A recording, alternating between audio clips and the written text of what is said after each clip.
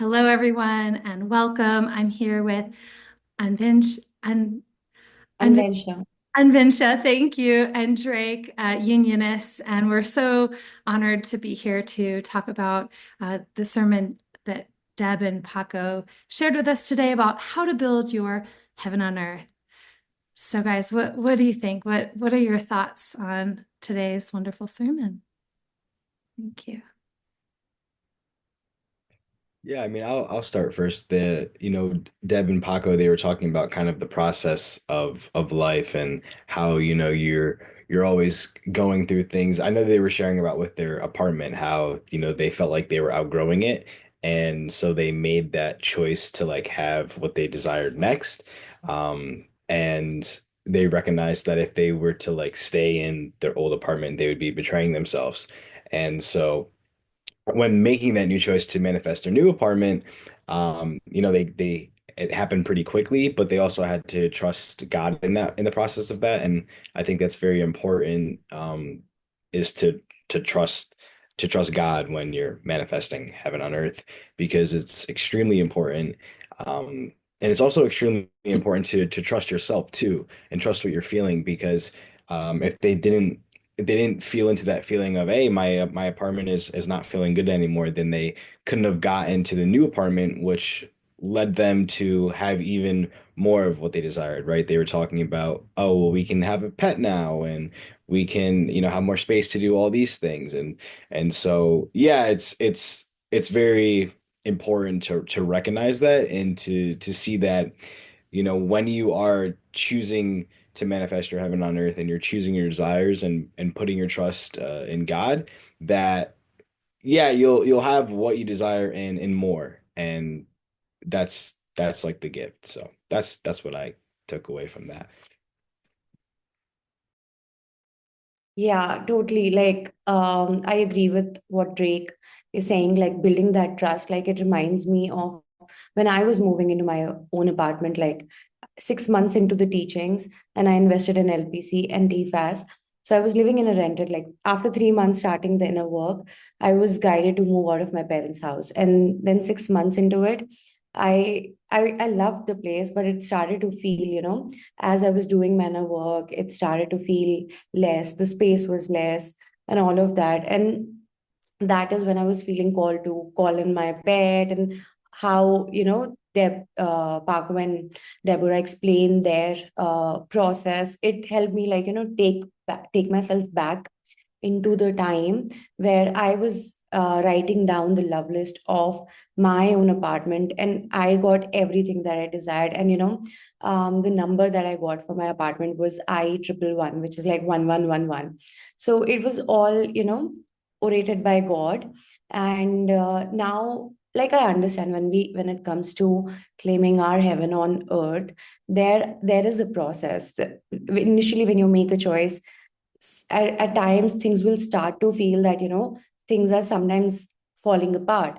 But that is where trust is needed, where we have to, keep seeping through. We have to, get into the even the minutest cracks and fill the space with unconditional love, unconditional trust towards God, and then allowing God to come and live with us this fulfilled life.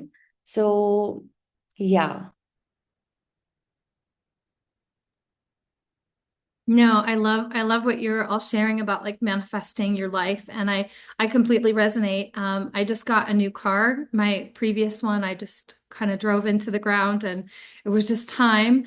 I was really nervous about that process because the last time that this was very early on before I'd really integrated any of the teachings of union, and so I needed a co-signer on my new car. And so, well, actually, no, that was so interesting because I invested in TFAS like literally the week that I had to get a new car. And I was really terrified to invest because I owed a lot on my lease and it seemed really impossible. But I just took a risk, and it actually felt really good to just really invest in myself. And then I made one phone call. I got a co-signer on my car, and it was really, but this time I knew I really needed to do it on my own. So, so I was very nervous about the process. But I got a luxury car. Like I can't even believe it. I got a little Ioniq 5. It's electric and I'm saving money on gas. So I put that money I would have been putting in gas into the luxury car. And it just like every time I get in it, I just feel this sense of relief, this sense of peace. And like God was screaming. I was still nervous to really invest in myself in that way, but like I just felt everything in me was like, yes, just yeah, go for it. And so it's been so great. And I have all like going from a car that felt very unsafe to yeah, a car with all the notifications and things like that. If there's a car, like I feel so safe in it, which is why I bought it because I'm really healing safety. And so I think I think it's about, I don't know, I think for me it's been learning to really look at the places where we might feel shameful for claiming more. Like what was the family dynamic around what you wanted? Does your family care what you wanted? Did they? And so I've had to really heal a lot of shame around claiming more. And I'm realizing that this is like a core block to actually creating the life that I want. Because I'm still kind of struggling a little bit financially, but I've have like a really high education and anyway, I should have grounded my finances more by now. Um, but I have to have like a lot of compassion and a lot of unconditional love with myself in the process of like manifesting, um, a bigger home and a bigger place for my dance school and like just making sure that I'm, you know, really aligned with what I want and not being afraid that it's all going to collapse if I expand, because that's been a fear of mine. I don't know if you guys relate to that at all, but yeah. Yeah, I totally relate to it. Like, in India, like I'm from India. So basically, it's about, if you are on a spiritual path, you're going to have to give up on everything, like the life you desire, all the luxuries. You have to become a saint, like a monk. So, especially when, like, even before coming into the teachings and my spiritual path started, it was like, I also moved through that shame that, oh, if I'm going out with my friends, if I'm wearing certain kind of clothes, so people who I'm serving right now through my purpose, they're going to judge me. They're going to shame me. Oh, she is, doing this thing. She's talking about God, but look at her. She's here. She's doing this. She's spending money on luxuries. So that was also one of the blog that like I moved through, and it still comes up sometimes when I'm claiming like, more. It's like, oh, like, people are quick to judge that she's holding on to this bag, or she's holding on to like, or she's charging pretty high about what she's giving, and this is all these services about her serving God, so she practically should not be charging at all. So but this comes from shame, about from the society, from the consciousness in itself, that you are doing something divine, so just live a life of a monk and do nothing. So that was a big block that I had to move through, and I'm still like, sometimes it comes up of that block of exiting earth. So instead of like, building your heaven on earth, we still go into that paradigm of that we have to go up somewhere in heaven to be with God, instead of where the teachings are asking you to invite God to live through us.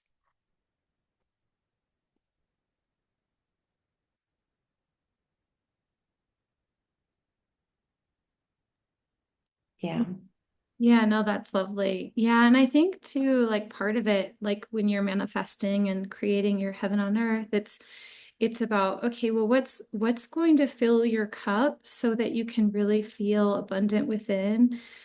Because that's where it all manifests is outside of ourselves. And I love how Deb and Paco were talking about how you can't control the process on the outside, but you can really nurture and support yourself where the blocks and the challenges feel like they feel like the reality. And I think that's the challenge, is that, we feel like the reality of our life is like the story that we grew up with, or the story that we're living. It's like you try and try and try, and no matter what you do, you come right full circle back to the limitation, back to which always, like, that feels so bad. But those those blocks and challenges, you're meant to feel through them and work through them emotionally, instead of, I come from like a lot of professional development world where like you just keep working harder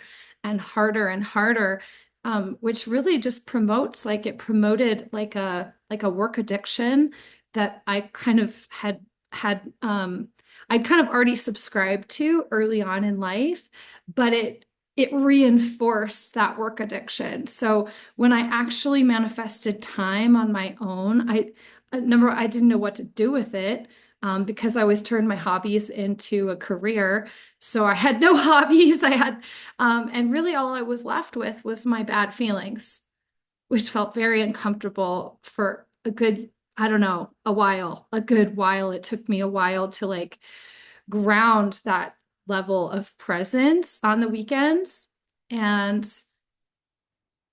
so I think it's about just remembering that your power is in feeling through the pattern, and not, and recognizing, like, this is my experience. This is the pattern that I'm experiencing, and acknowledge the validity of that. Um, but then looking deeper so that you can heal it. And then as you let go of control, right? then the things that you really desire can just naturally magnetize to you. That's been a big one for me to learn, is like control. I'm still working through that, but yeah. Yeah. What else do you guys have to share? Anything else resonate for you in the sermon? Yeah, I mean, well, you're talking about control, and I that's something that I, had to work through too a lot on my journey. It's just like trusting that I ask God for something, or, I want to manifest this, and just releasing how it happens or when it happens. Because I had to heal through oh, well, it's not happening on the outside, so it means that it's not happening. But in reality, it is happening. It's just taking, some time, because God is doing way more behind the scenes than we know. And so it's just like trusting into that God can perform miracles for you. Because yeah, you are creating your heaven on earth, and it's a miracle in itself, right? That you can do that. That, the truth is, you don't have to die to be with God, and you don't have to leave Earth to be with God. You can be with God now in your life and experience heaven and that feeling. And so, yeah, I think a lot of it too is when you're releasing control, is just having compassion for yourself, because we're also so conditioned to like want to control everything out of fear, or yeah, oh, we're scared, or this isn't really gonna work. But I the deeper the deeper you go in your relationship with God, the easier it is, right? And so it is really just a process. And Devin Paco said that a lot. It's just a process of deepening your relationship with yourself, with God, and developing more trust. And that's what I had to learn on my journey too. Is every single time that my reality looked like something wasn't going to happen, or this wasn't going the way that I wanted, I just had to keep trusting that it was. And every single time, God always showed up in that space, and God was saying, "Yeah, yeah, you can trust me. See, told you it wasn't bad, right? Told you that you were going to have what you asked me for." And it's been happening a lot more recently, like very, very fast now. So it's not that it can't even happen fast, because it can. It's really just up to you and what you choose, because God can want to bring you something, but if you're not open to receiving it, you're blocking it, then how can you truly receive your desire, right? Because yeah, you could say, "Oh, I want this. I want my twin flame, God. I want a mansion." But then you're holding a belief of, oh, I'm not worthy of the mansion, or I'm not worthy of my twin flame, then God can't really bring that to you. And so it's important to be aware of those beliefs that you have also, so you can release them, so you can receive what you want. Because yeah, a lot of times we just think, oh, if I choose something, it's gonna happen. Well, yeah, it's gonna happen, but then you're gonna have to heal through the blocks that you have to receiving that thing though too. That's really what we're doing on the spiritual journey, is receiving, healing blocks to receiving more God, to more heaven on earth. That's really all that it is. So yeah.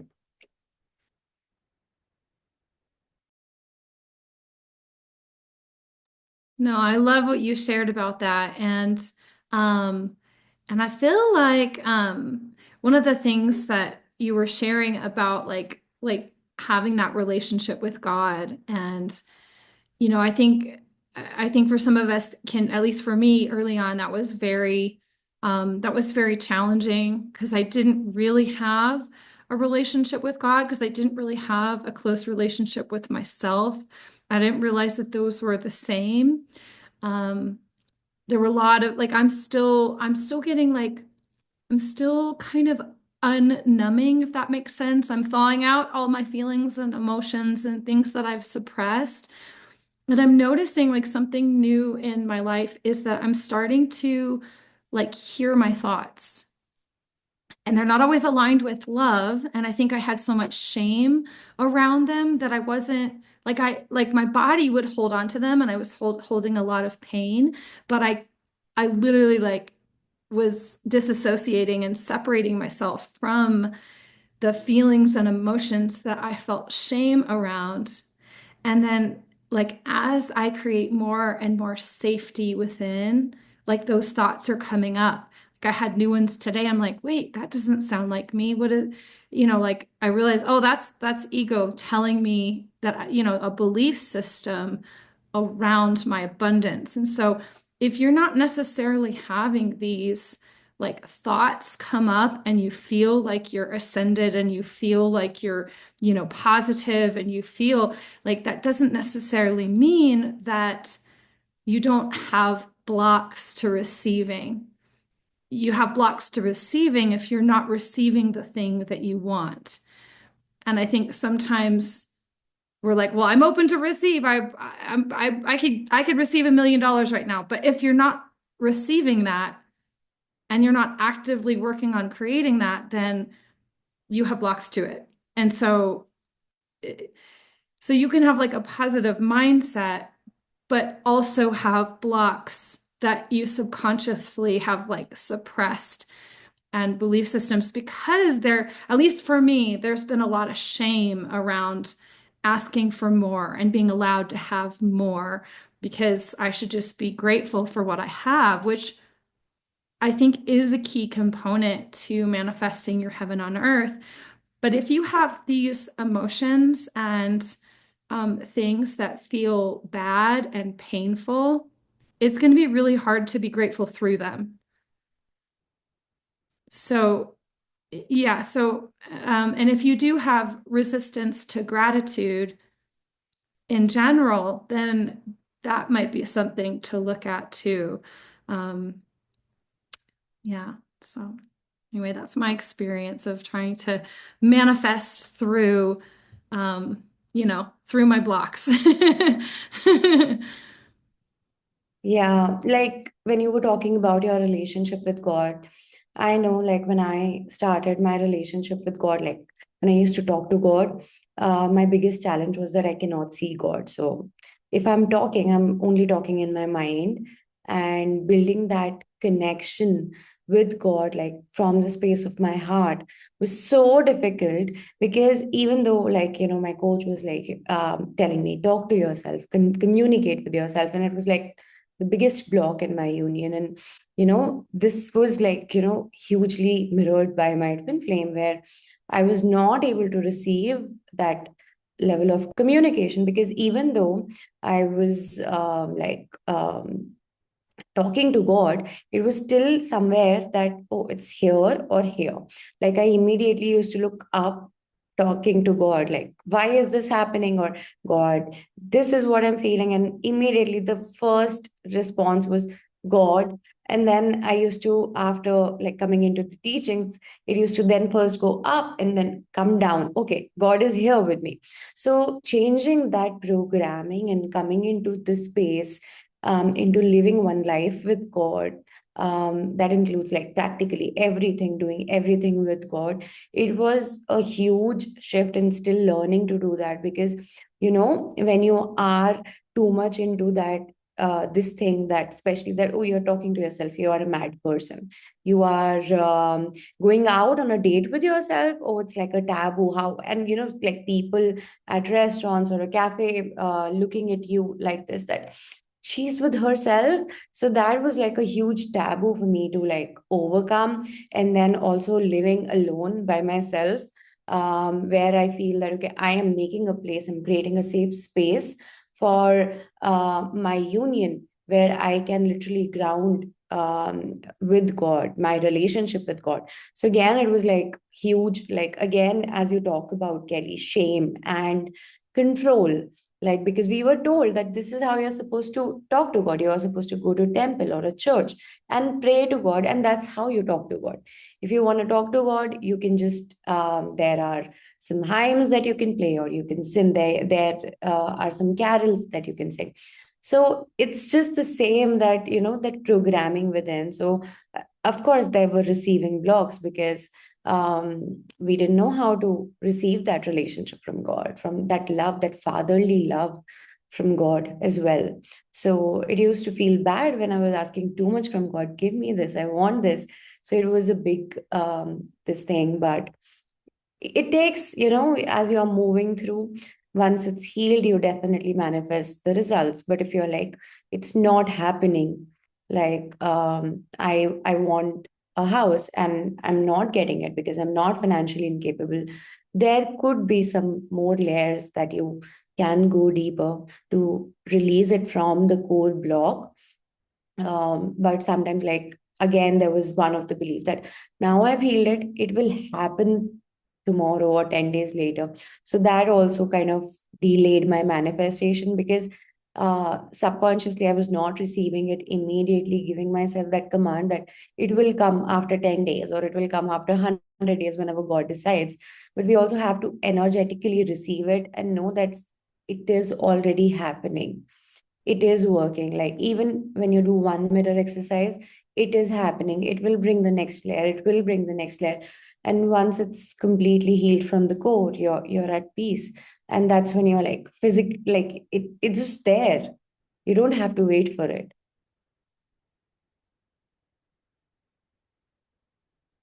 Yeah. No, I love that. Something that really helped me early on as I was building my relationship with God is I would ask for guidance. And I guess I just wasn't really expecting an answer right away. I was just like, okay, I'd like more clarity on this. And then usually I would get the clarity like when I was driving or in the shower or sometime when I was just really relaxed and open to receiving. So, so that was early on. That was one of the ways that really helped me to just like trust God's voice, universe's voice, whatever you want to call it, right? And so that was always really helpful. And now I feel like I get messages much faster and it's just a more peaceful process. Um, but early on, I didn't get a lot of messages. And so I thought that I wasn't being heard. But I wasn't connecting with myself. I wasn't connecting with all that is, which is all God. So yeah, yeah. Yeah. Anything else you guys have to share about today's sermon? Else that stood out for you? Yeah, so I wanted to touch on something that you said, but I think it relates to the sermon too. It's the more that you have a relationship with God within, the more you will begin to see God on the outside. You'll be able to recognize God.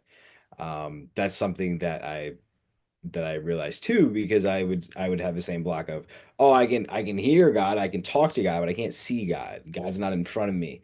Um, And then so I started saying, okay, God, well then just let me see you. And there was this one time where I was just talking to God, in my mind, and I think I asked something like, how do I know you're really here? Or how do I know that you're like listening to me? Like you're in my reality. And I was driving around in a parking lot to like park in a parking space. And as soon as I turned the corner, I don't know if you guys know, but when you go into a parking lot, there's like a cement block and that like holds the light pole or whatever. And so I looked at it, and on this cement block, it was written hi, and then it had a smiley face, right? So right after I asked God that, I said, well, God, how do I know that you're like listening to me and you're real and you're in my reality? And then I drove around the corner and I saw that, and he's like, see, told you, right? What's the coincidence? There is no coincidence with God. And so now, I mean, now my relationship with God is so strong that yes, I can see him in my reality, and I can see when he, sends people to me, or he'll be like, turn around, look at this thing, and I turn around and oh my God, the sunset looks really nice. Like, wow, that's amazing. He's like, yeah, I did that. Or it's just something simple. But even if you don't have that relationship with God right now, and you're working towards that, that's still okay, right? Like your personal relationship with God is perfect for you, and your journey with God is perfect for you. And just know that if you keep going, it will ultimately lead to, yeah, heaven on earth, because that's the whole reason why you're on earth, is to experience God, to experience more and more and more of God. So yeah, so you'll see, oh my gosh, there's God in my car, there's God in my house, oh, there's God in all my relationships, right? And you'll know, right? Obviously, God in your twin flame, that's the strongest connection that you'll have. And I mean, yeah, the now with my twin flame, whenever she talks to me, she'll just say something, and I said, "Oh yeah, that was definitely God. That was just God," um, because that connection is so strong. And if you aren't experiencing a strong connection with God, well, it's the same thing, right? There's a resistance to it. There's a block to it, and it's just something to heal through. Doesn't mean that it's going to stay that way forever. That's another thing too. When you think about manifesting or heaven on earth, oh well, is it going to stay this way forever? Am I going to be like this forever? Well, no, because you're choosing to move forward. As long as you're choosing to move forward and having what you desire, and like taking those steps too. 'Cause the same thing. It's like you say, "Oh, I want a Lamborghini.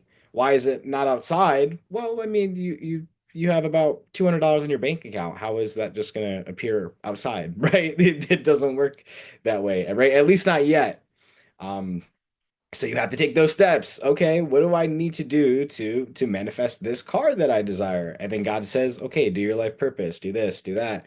And so God is helping you manifest that desire there. It's the same thing for anything in your life. If you ask for something, you already have it. I saw this, somebody was talking, I don't remember who it was, but he basically said that you have all the things you desire, you have already. It's like your future self has them, and they're just telling you, hey, this is yours, right? These are the things that we have. So this is what you need to do to have these things. And so yeah, and you already have them. You're just working into that. It's the same thing like going to the gym, right? You go to the gym once and you want really big muscles, and you walk out of the gym like, what the heck? Where's my arms? I just went to the gym for an hour. Well, you need to go like 300 more times to manifest that. And it's just a process. It's about enjoying the process and the journey too, right? Enjoying the moments leading to that physical manifestation, right? Because if you don't enjoy where you're at right now, if you're not happy, like you said, like you don't have gratitude for where you're at right now, you're not you're it's going to be harder to manifest that thing that you want. And when you have it, you won't really appreciate it that well too, because you're not appreciating in the moment, right? When you appreciate something, you're not saying that you accept it and it's staying that way forever. You're grateful for it. Like, I love this car. It's great. Awesome. I love it. It supports me. I said, but yeah, but I still want the Lamborghini. But you accept the car that you have now, right? But you don't accept that that car is your forever. You allow yourself to grow and expand into the Lamborghini. So, yep. That's it. That's what I have to say. No, that's great. That's great, Drake. And I think, yeah, and I think too, like, gosh, I think I had a couple of things I wanted to share, but I think that, yeah, like having those oh, that's what it is. So life purpose. So I think it's like when you have a life purpose, like I'm noticing because of the shame that I had, um, due to like asking for more is also related to the shame of me being my authentic self and where I was rejecting my authentic self and the person who desired more, like it's all interconnected. So I'm noticing a pattern where I've literally been terrified to be authentic. And if you're not authentic, you're not going to attract your perfect, your perfect clients, your perfect life because you're hiding behind a mask. And I've been working in, a part of my life purpose for a very long time, but I didn't realize how much I was hiding. I was afraid to promote myself. I was afraid to, and like some things feel more comfortable than others. But there's a very real place that I'm experiencing where I'm hiding.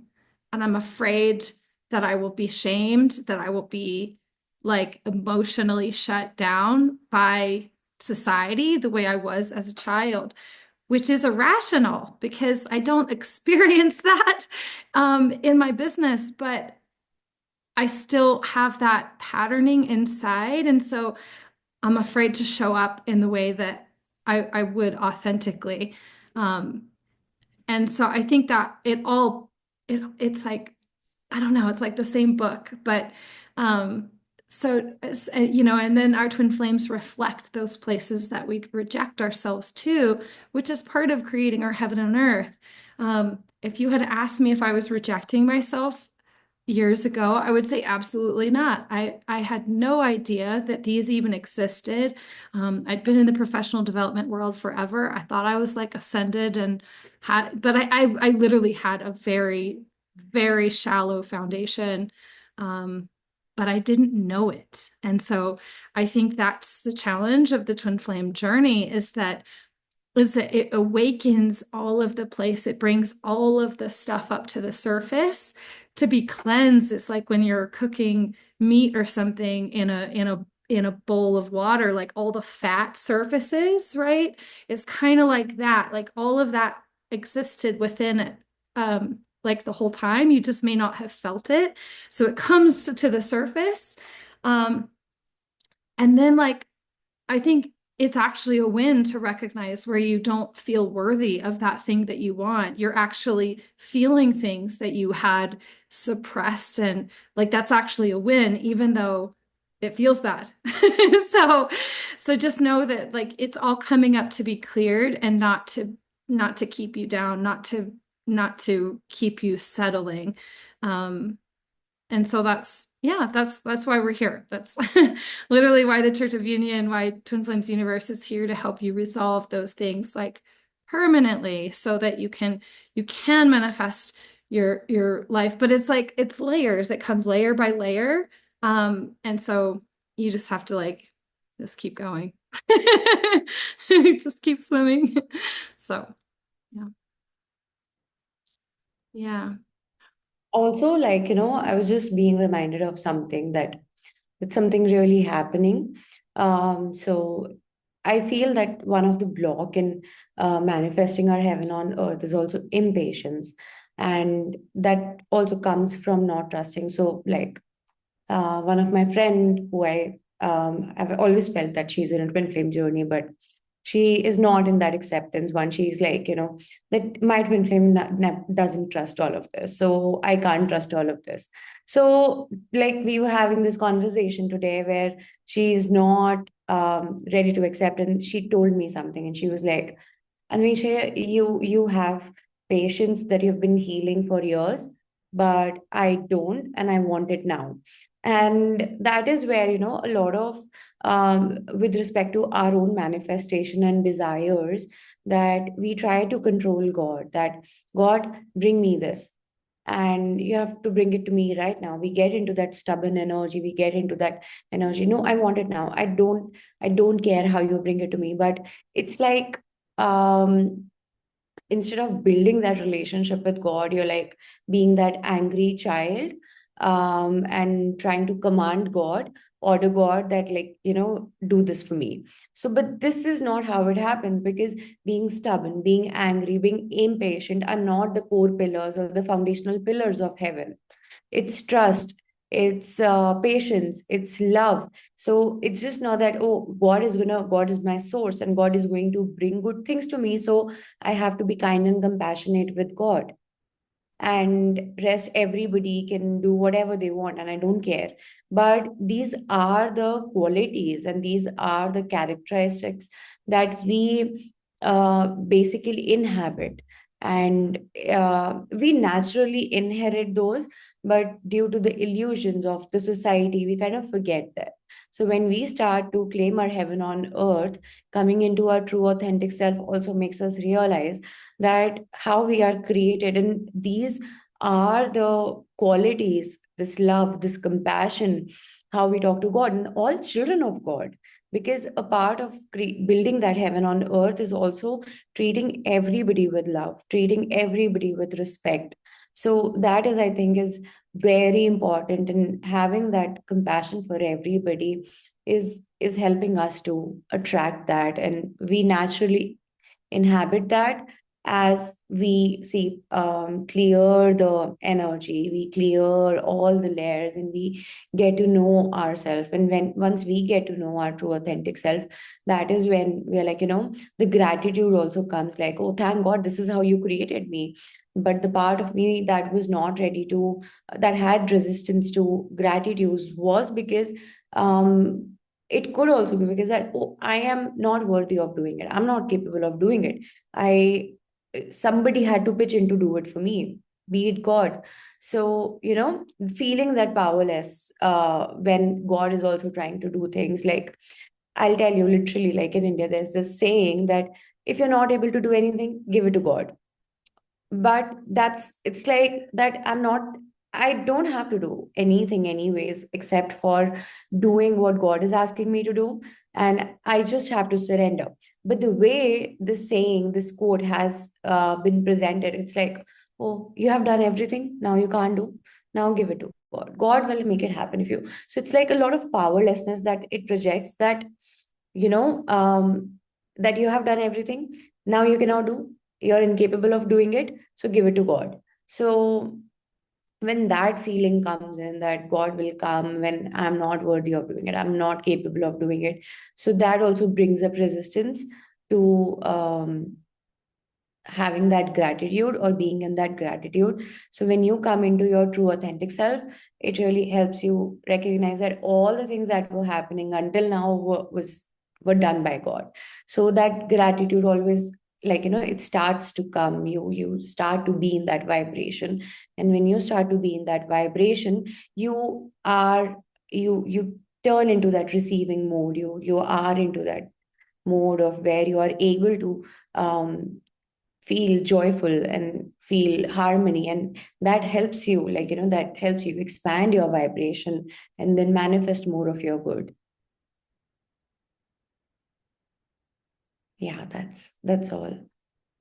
Oh, I wanted to share something that related to that, I watch Joel Osteen every now and then, and he was talking about prayer, and he said, it's like we believe that when you make a prayer, like that it's coming true because you've asked God for that, and then it's coming true. And then those times of impatience, you can just say, "Oh, thank you, God. Thank you for that coming true," because then you're believing that, yeah, this is coming true. This is possible for me. Like I'm getting in alignment that the truth that what I want is what God wants for me. And I don't know if for those of you who I don't know, Unvincha, if you're a parent, but Unvincha, thank you. But like when my daughter wants something, I want to find a way. Like I don't always have the resources to give her what she wants right when she wants it, but I'm always like, okay, it's on the list. We'll make it happen. And I always do. Like God always helps me help my daughter have the things that she wants. And so that's how we're seen as, as children of God. Like God really wants to give to us. And we know that through our own children. Um, even if we didn't have that experience as a child ourselves, like how do you know and if you're not a parent, like would you want to give your child all the things that they ask for? you know so Yeah. Yeah. Like I'm not like a parent, but I am a cat parent, so I can totally understand what you're saying. But about like, just radiating that love and, just loving them, because again, like it's just not about the materialistic needs, about what a child wants, but also the emotional needs, how we are able to, and like, there's like this belief that cats are antisocial, but how I raised my cat like as a baby, and my anybody who has come to my house has always said like we have never seen such a social cat. He gets sad when people leave my home. So that was the part of upbringing, my mirror work around and my inner exercise, because this was my first experience with cats. So I was also kind of scared. Will he be like, will he not end up scratching me? But so it's also giving that emotional fulfillment that helps us attract the better, like the energy you put in is also the energy you receive.